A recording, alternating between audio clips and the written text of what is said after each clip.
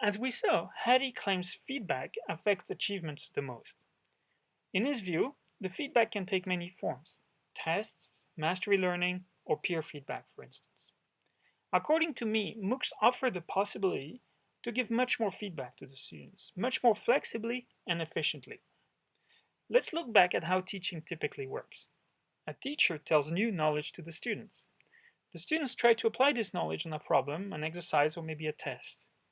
Most of the time, this application is evaluated by the professor. But it does not stop there in good teaching. The students need to be told how the professor assesses the student's work. This is the only way to complete a loop from the student's perspective that includes the teacher. The only problem with this, and it's significant, is that this does not scale at all. Assessing the work takes a lot of time from the teacher, and it slows down the feedback loop.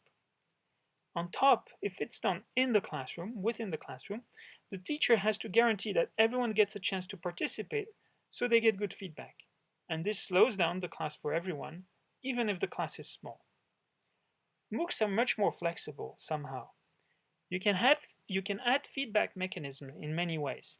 For instance, with a quiz, the student gets instantaneous feedback, 24/7.